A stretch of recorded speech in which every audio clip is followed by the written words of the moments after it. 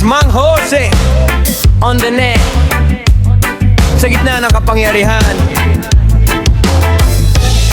may mga usapang biglang natigil. Ang tanong ng bayan ba yun? Serbisyo pa ba? O takbuhan na?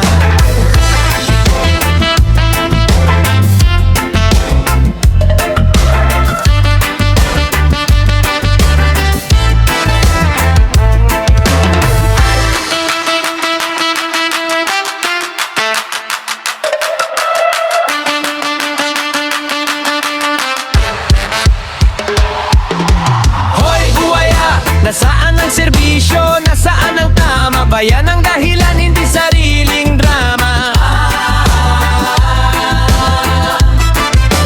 Hoy buhaya, kung para sa tao panindigan sana, hindi pagtakbo sa gitna ng problema.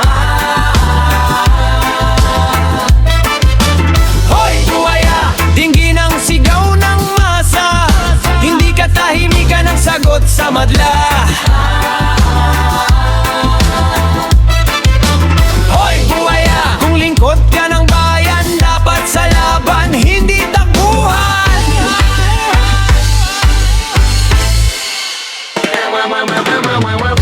Nagtipo ng bayan, naghahanap ng sagot, pero sa gitna ng usapan may biglang lumayo.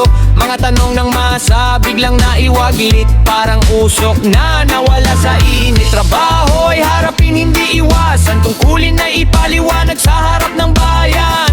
Pero bakit kung usapan ay maselan, tila may daang palayo sa responsibilidad? Kung ang upuan ay para sa serbisyo't bayan,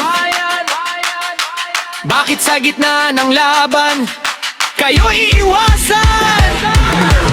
Hoy buhaya, nasaan ang serbisyo? Nasaan ang tama? Bayan ang dahilan, hindi sariling drama. Hoy buhaya, kung para sa tao panindigan sana, hindi pagtakbo sa gitna ng problema.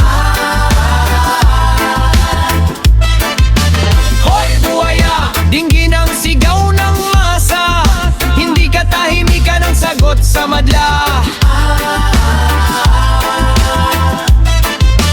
Hoy buhaya, kung lingkod ka ng bayan, dapat sa laban, hindi takbuhan.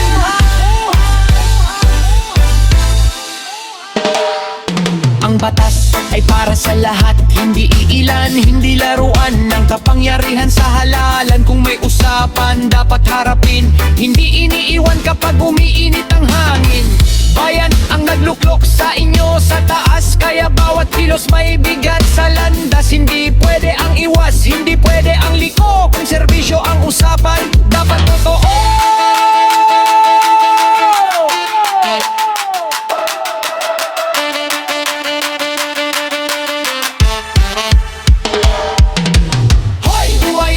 Nasaan ang serbisyo? Nasaan ang tama? Bayan ang dahilan, hindi sariling drama.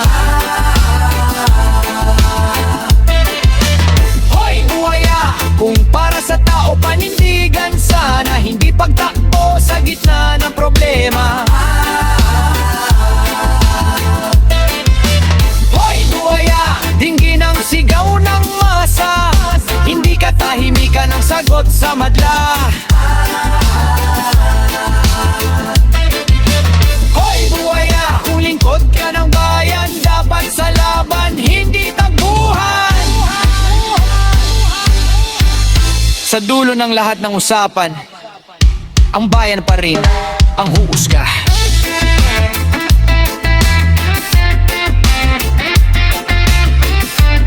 Serbisyo ba o takbuhan lang?